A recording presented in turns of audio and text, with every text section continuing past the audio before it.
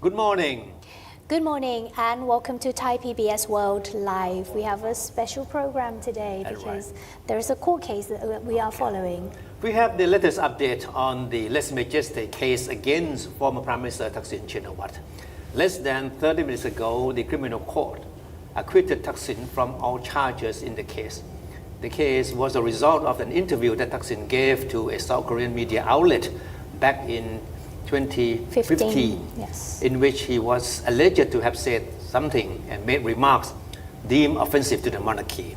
But the court today ruled that he is not guilty, that all charges against him have been dropped. Yeah, so he was acquitted. With us on the ground, we do have a reporter at the criminal court in Ratchada today. And we're going to bring Nat Bunak into the program and bring to you live the information that we have at the moment and what is going on at the court. So let's welcome Nat. Hello, Nat.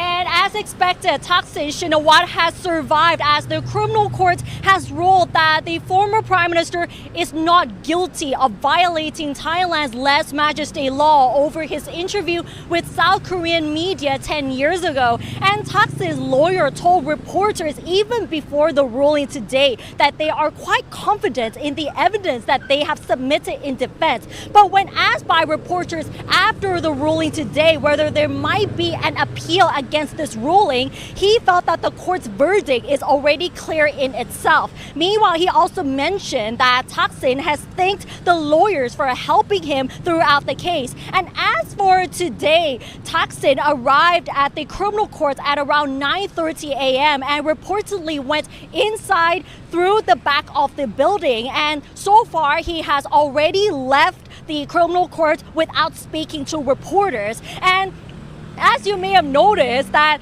today is definitely a big event. So there are many reporters from local and international media gathering at the criminal court since the early hours of today to cover this significant court case. And security here is also very tight in and around the court, with security guards stationed at all areas, especially in front of the criminal court as well as the parking lot. And reporters are not even allowed to go inside the criminal court, so most of us are asked to stay on the right side of the staircase. And not only that, for security reasons, reporters are not even allowed to do stand-up live reports inside the criminal court. So many of us had to do a live cross right here in front of the criminal court. And there are also a group of Thai supporters in red shirts at the parking lot today as well.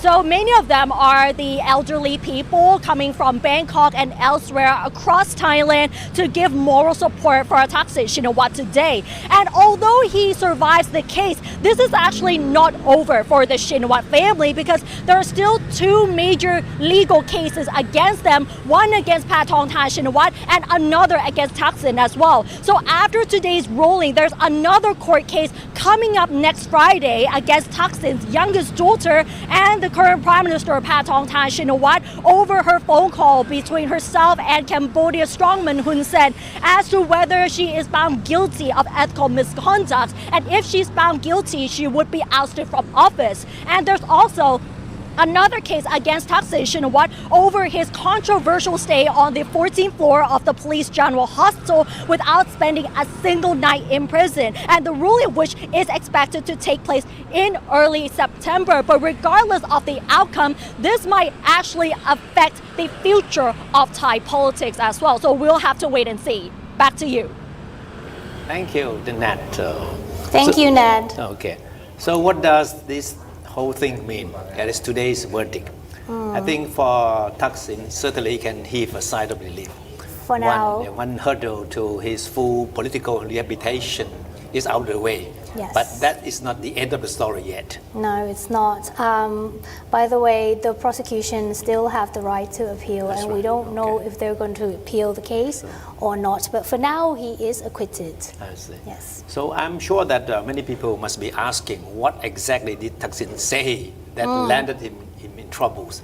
Of course, because of the issue of republication liability. we cannot No. repeat exactly what he said in the interview Yes. that triggered the legal case against him. It was an interview conducted back in 2015. He was speaking to a South Korean media outlet, right? Chosen Media. And he was asked to recall events leading to his ouster in 2006 and the toppling of his sister's government, Jinglak government, back Yes. in 2014, right? And then he didn't mention names, but he did use the term the palace circle Exactly. to describe people he believed were behind the plot, Yes. that brought about his ouster, his downfall.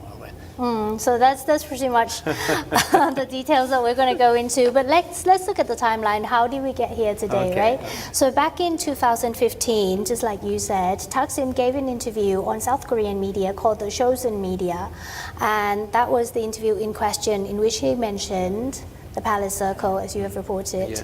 And then a year later, the Royal Thai Army filed charge to the Police Central Investigation Bureau, and the Attorney General decided to file a lese-majeste charge under the Criminal Code. And there was another case as well, plus a charge under the Cybercrime Act. Yeah. So August 22nd, 2023, exactly 2 years ago, he returned from self-exile after spending 15 years overseas. And today is actually the second year anniversary of his return. Okay. And he appeared in court for the lese-majeste charge. Also, we have some information about the person who actually filed this case. And yeah, it's this person. So it was General Udomdet Sitaput, who was the Deputy Minister of Defense at the time, and he was the Commander-in-Chief of the Royal Thai Army from 2014 to 2015, and he was also the NCPO Secretary General. So in that role, he filed charges against that interview on South Korean media. No, because of the sensitivity of the case, all the court sessions, court hearings have been held in camera, Yeah. meaning that no journalists were allowed to sit in the courtroom. No. So we have to confess that we don't We don't have really any know what detail was said in the courtroom. both in the prosecution and in defense. Exactly. Yeah. We do know that the prosecution examined 10 witnesses, Yeah. and the defense examined 3 witnesses for this case. And the charges against Thaksin were filed a year after Dmitry took over the country. Yes. And Thaksin went into self-exile, and then he ended up in South Korea, where he gave the interview to the South Korean media outlet. And that's where all the troubles started for him as far as the case is concerned. Yeah. Thaksin himself appeared in person to hear the ruling by the criminal court today. Yes. And it didn't take long for the court to deliver the ruling. He wore a yellow tie, though. As a show of loyalty to the monarchy. And of course, Thaksin has been insisting that his loyalty to the monarchy is beyond question. Yeah. So, and he denied all charges against him, and he believed that the charges filed against him were just a conspiracy by his enemies, his opponents that want to put a stop to his political comeback. Yes, exactly. So remains to be seen how this will progress. There is still time to appeal for the prosecution side as well. But for now, I think it's okay for Thai politics for now, because whatever impacts a political figure like Thaksin will obviously impact Thai politics. So a lot of people are watching this case. The most immediate result from this ruling is that Thaksin can now travel overseas Right. freely, right? Remember that he Yeah, it was released on bail. he tried without success to ask for permission from the court to Yes. go overseas for Yes. whatever reason, right? And the court said no, because you are still a defendant in this very important case. Yeah. So and Thaksin made it clear that the first thing he would want to do if he's acquitted is to travel overseas. Right. Don't forget that he, besides being the father of the Prime Minister, he is also an advisor to Prime Minister Anwar Ibrahim. Yes, exactly. As the ASEAN chair. And he has also been appointed to a committee by President Prabowo of Indonesia to a special committee on financial issues. Right? Yeah. So Thaksin certainly has a lot of engagement that he wants to really go back to. Exactly, because remember August last year, he was released on bail of 500,000 baht after acknowledging the charge, and he was prohibited from leaving Thailand without the court's permission. But now that he is acquitted, he is free to leave the country as he please. And before this, he has been seeking the court's permission in order to go overseas for medical treatments as well, and that was denied. So, yeah. So as we said, the acquittal today by the court, that is not the end of his ordeal that he is facing, right? On the September the 9th, that is 2 weeks, less than 2 weeks from now. That's Judgment Day 2.0. Another Judgment Day for him. This goes back to his return from self-exile 2 years ago, right? Yes. And instead of having to spend time in jail, he ended up spend the next 6 months after his return in the police hospital, claiming to be seriously ill. Yeah. But the problem is that that people don't believe him, and that's why the court has taken up the case, to determine whether his 6 month stay at the hospital can be seen as a substitute for serving times behind bars. Yeah, and if not, there is a tendency that he would have to, like, how are they going to handle those 180 days in the hospital? That's right. The worst case scenario for Thaksin is that if the court rules against him, there is a possibility that he may have to go back very physically behind bars to serve out the 1 year sentence, right? Or he can be locked up in an alternative facility. But the best case scenario for him, of course, is that he may the doctors that diagnose him as being seriously ill will be penalized. In fact, they have been penalized by the medical council already, right? But Thaksin himself, he wasn't the one who determined whether or not he could stay at the hospital. So he may be sort of the doctors would be the ones that would be penalized, not Thaksin himself. Yeah.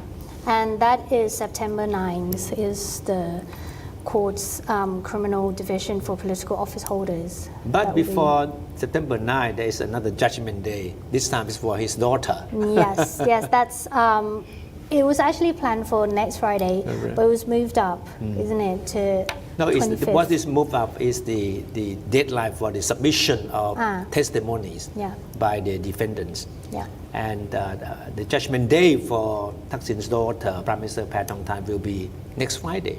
29th. Yeah, the court will rule whether or not she has really committed any serious breaches of political ethics in her disastrous phone call with Cambodian strongman Hun Sen. Yeah, in that conversation was quite, it was widely criticized, so it remains to be seen, what defense she would give, and if she would be acquitted or if she would be found guilty, not guilty. So we'll follow that case as well. But anyway, thank you so much for joining our live. Today is a very short one, but we thought we should bring it to you as it happens, because a lot of people are interested in what goes on in Thai politics, especially with a figure like Thaksin Shinawatra. So thank you for joining this live, and we do have a program tomorrow at 10 o'clock as well on Thai PBS World. It's called Media Polls, and we're going to talk more about Thai politics tomorrow. Especially the case against Paetongtarn, the Prime Minister. Exactly. So stay tuned. Thank you so much. We'll see you in the next one. Goodbye. Thank you.